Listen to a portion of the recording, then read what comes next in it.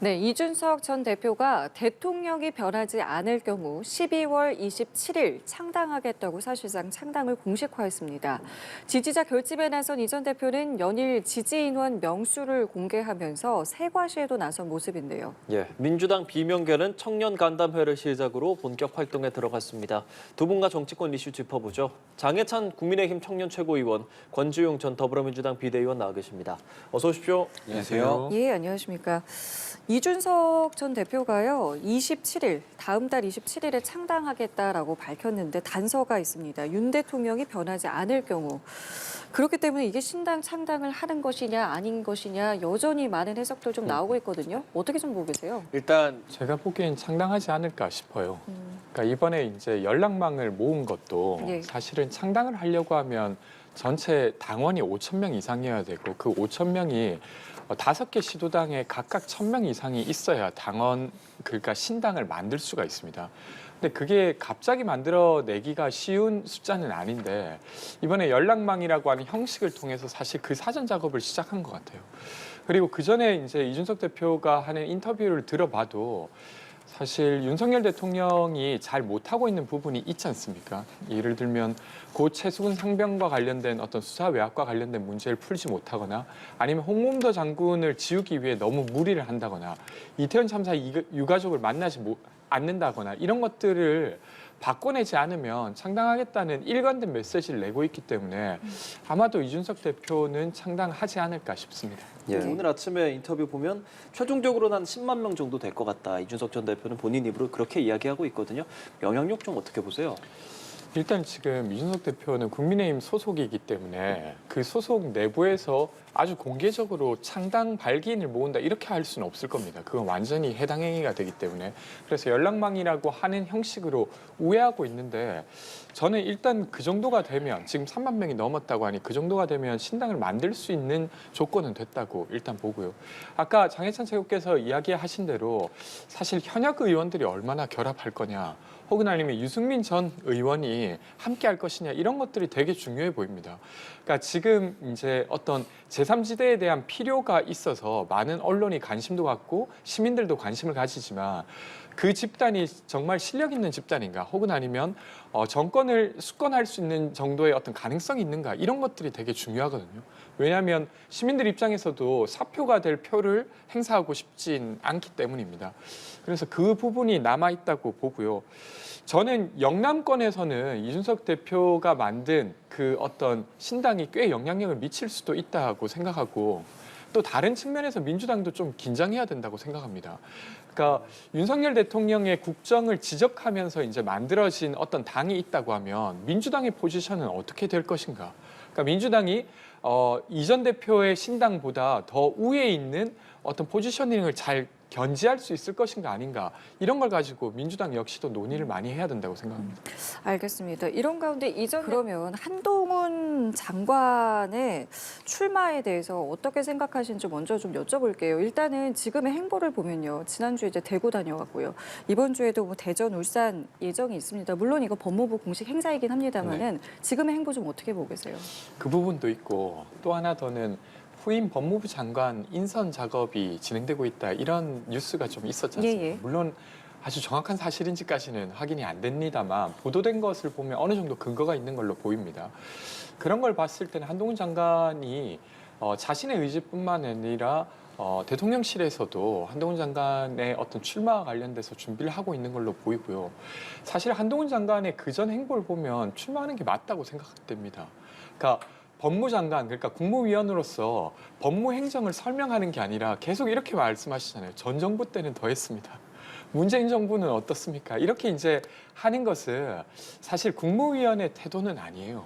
그러니까 그거는 여당 의원이 되거나 아니면 여당 정치인이 돼서 할 수 있는 말이었는데 너무 지나치게 국무위원을 넘어서 정치적 입장을 계속 많이 냈던 게 사실입니다. 그러면 그것이 자연스러우려고 하면 출마하시는 게 맞죠. 그래서 저는 그리고 여당에서도 사실 한동훈 장관의 어떤 인지도나 이런 것들을 바라는 것이 있어서 아마 출마하지 않을까 하는 생각이 듭니다.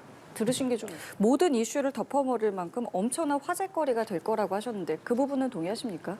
뭐 처음에 출마할 때 잠깐 그렇겠죠.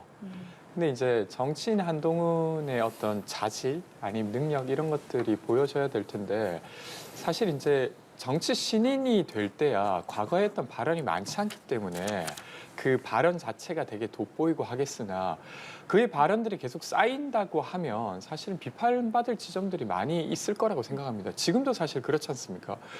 법무장관이 되면서 인사정보관리단을 만들었어요. 근데 사실 정부조직법에 없는 조직을 만들었고 거기에 대한 비판은 여전히 있는 상태고 그리고 국무위원으로서의 어떤 태도나 이런 것들이 계속 전 정부 탓하고 야당 탓하는 그 국무위원의 모습 이런 것들을 사실 부적절하게 보는 시민들도 많이 있습니다. 그래서 정치인으로 나와서 정정당당하게 겨뤄서 시민들의 평가를 받으시는 게 맞지 않나 싶습니다. 그럼 한동훈 장관이 만약에 이제 정계에 들어온다면 총선에서 뭐 어떤 역할을 할까 이 부분에 대해서 좀 다양한 역할론들이 나오잖아요. 어떤 것들 좀 생각하세요? 뭐 제가 저희 당으로 오시는 게 아니기 때문에 예. 말씀드리기 좀 조심스럽지만 저는 사실 그런 조언을 드려요. 그러니까 한동훈 장관이 주요 직책을 안 맡는 게 더 좋을 거다. 왜 그러냐면 사실 민주당 입장에서는 저는 한동훈 장관이 주요 직책을 맡는 게 더 유리하다고 생각합니다.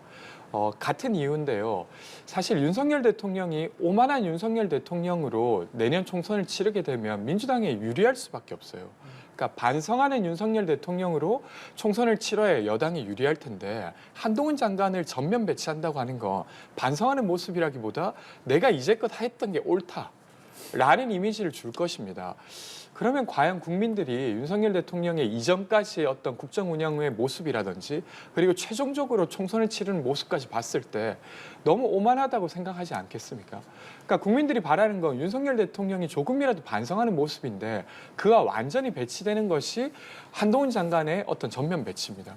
그래서 뭐 어떻게 되실지 모르겠지만 만약에 한동훈 장관이 전면으로 배치된 총선이 진행된다고 하면 민주당에게는 유리할 수밖에 없다 이런 이야기를 드립니다. 저는 일단 둘 다 문제라고 생각합니다. 저도. 예. 그러니까 일단 내용에 있어서는 누구나 사실 잘 살고 싶고 돈도 많았으면 좋겠죠. 그런 욕구를 부정하자는 의미가 아니라 그럼에도 불구하고 전체 구조가 어떻게 되는지 공동체 속에서 어떻게 우리가 살아갈 건지를 고민하지 않는 세대가 누가 있습니까? 어디 있습니까? 그러니까 특정 세대가 그런 고민은 전혀 없이 나만 잘 살면 된다라고 규정한 것 자체 매우 문제적이라고 생각하고요. 그리고 두 번째는 사실 그 이제 관련 보도를 보면 이 플란 문구와 함께 사실 사무총장이나 한준호 위원장의 어떤 어떤 결재가 있습니다. 그러니까 이거는 업체가 그런 내용을 처음으로 초안을 올렸을 수는 있지만 시도당에 보내기 위해서는 당연히 결재권자의 결재가 필요해요. 그러니까 이것을 승인했다는 것은 너무 자명한 일입니다. 그래서 지금 뭐 업체가 그렇게 진행한 거다 이렇게 말할 것이 아니라 분명하게 사과하는 것이 지금 청년 세대를 존중하는 일이라고 말씀드리고 싶습니다. 예, 이런 건데 민주당 내에서 비명계 모임인 원칙과 상식 출범을 하고 나서 공개적으로 첫 활동한 곳은 또 마침 또 청년 간담회입니다. 네. 관련 내용들도 또 이야기를 좀 했는데 원칙과 상식 그리고 이 비명계의 역할에 대해서 좀 어떤 생각하십니까? 저는 이런 모임들이 더 많아지면 좋겠습니다. 그러니까 저는 이렇게 생각하는데요. 그러니까 면역력을 기르려고 하면 중간중간에 예방주사를 많이 맞는 게 좋아요.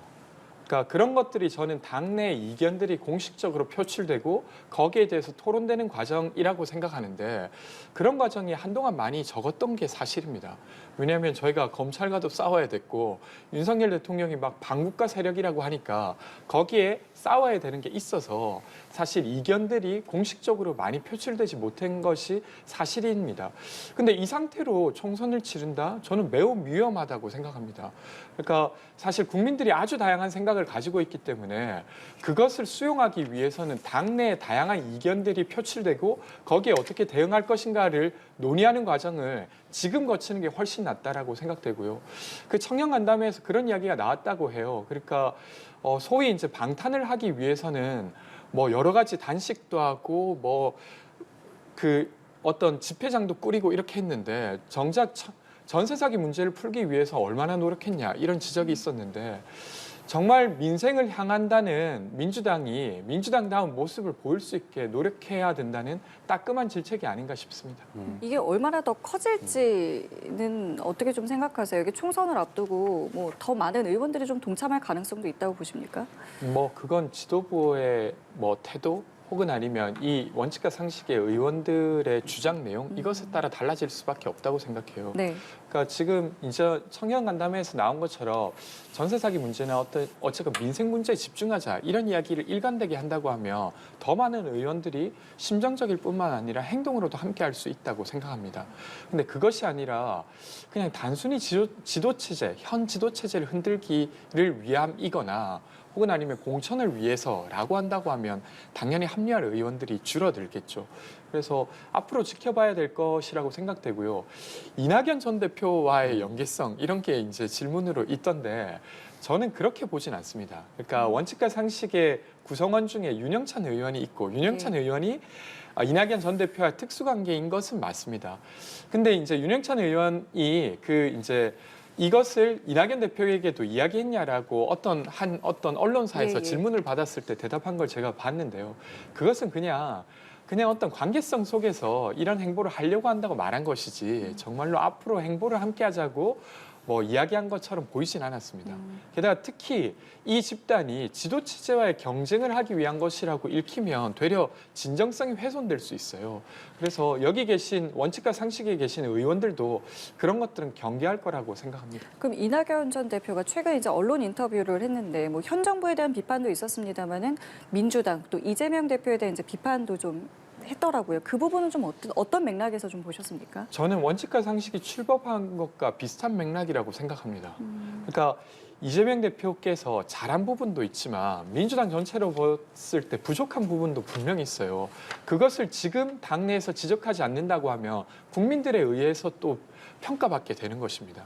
그러니까 지금 이야기되는 것이 낫다고 생각하고 그런 맥락에서 이낙연 전 대표께서도 이야기를 시작한 것 아닌가 싶습니다. 이 부분 어떻게 좀 생각하십니까? 그러니까 이상민 의원께서 사실 평소에 쓴소리 해왔던 거 저는 잘한 일이라고 생각합니다. 근데 사실 그 쓴소리를 하는 목표가 사실 민주당을 더 좋게 만들기 위함이었지 않습니까? 그리고 그 진정성을 믿어왔기 때문에 다소 되게 아픈 쓴소리지만 많은 사람들이 응원했던 것이고요. 근데 최근의 행보는 마치 정말로 어떤 명분을 가지고 나가시려는 것 같아요. 그러니까 민주당 내에서 4선을 했고 전체로는 5선을 했던 중진이 꼭 나가서 이 뭔가를 바꾸겠다는 거 말고도 당내에서 할 수 있는 게 저는 많을 거라고 생각합니다. 근데 그런 것들을 충분히 하지 않은 채 지금 다른 당으로 가겠다는 이야기를 너무 쉽게 하시는 건 저는 너무 아쉽다고 생각돼요. 그리고 결과적으로 정말 다른 당에 가서 출마까지 하신다고 하면 여기에 대해서 사실 상당히 실망한 사람들이 많이 나오게 될 것 같아요. 그래서 아직 결정을 하시지 않은 상태이기 때문에 섣불리 말씀드릴 부분은 아닙니다만 그런 일이 안 일어났으면 좋겠다는 생각이고요. 근데 지금 이런 시기에 사실 여당의 혁신위에 가서 강연을 한다는 것은 전 적절하진 않아 보입니다. 평소 때야 그런 게 뭐가 문제겠습니까? 그러니까 당이 달라도 의견도 나누고 각자 잘하는 것들을 서로 나누는 것은 저는 되려 독려해야 될 일이라고 생각되지만 이런 의심을 받고 있는 상태에서 이렇게 움직이시는 건 저는 적절하지 않아 보입니다. 그럼 이 상황에서 돌아갈 수도 있다. 뭐 지금 나간 건 아니지만 네. 지금 분위기상 어딘가로 이제 가려고 하는 이 상황에서 민주당에 계속 잔류할 수도 있는 가능성도 있다고 보십니까? 저는 그럴 수도 있다고 생각합니다. 그러니까 이제 더 출마하는 게 아니라 불출마하거나 이런 것들도 당내에 사실은 어떤 희생이나 헌신의 이미지를 만들 수 있고 이상민 의원으로서 할 수 있는 일일 수도 있어요. 그러니까 꼭 그 일 아니더라도 어쨌건 5선으로서 당내에 할 수 있는 것들이 있기 때문에 저는 당내에 남아서 하는 것도 여전히 선택지 중에 하나일 거라고 생각합니다. 예. 저는 이번 혁신안이 제일 황당했는데요. 4호 혁신안이요. 네, 왜 그러냐면 정당을 그래도 아시는 분들이 분명 혁신이 있었을 텐데 그걸 전혀 잘 모른 채로 무시한 어떤 혁신안이라고 생각합니다.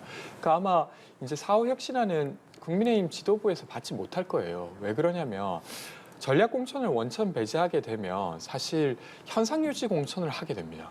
그러니까 지역 기득권을 유지시키는 공천을 할 수밖에 없어요. 근데 그런 것들을 바꿔내는 지도부가 사실은 개혁적인 지도부가 되는 것이거든요. 근데 그것을 포기하라고 하는 혁신위의 제안을 어떻게 받겠습니까? 그러면 아무도 새로운 사람이 생길 수가 없어요. 그러니까 장해찬 최고님 정도 되는 인지도가 있어도 지역에서 그냥 경선에서 이기기가 정말로 쉽지 않습니다. 그런데 다른 새로운 인물은 전혀 산생할 수 없는 이 혁신안을 어떻게 받겠습니까? 그래서 저는 당무를 너무 모르는 상태로 이 혁신안을 의결한 것 아닌가 싶고 이것을 국민의힘이 받게 되면 현상 유지로 그냥 가겠다는 것밖에 안 돼서 아마 받지 못할 거라고 저는 생각합니다. 예.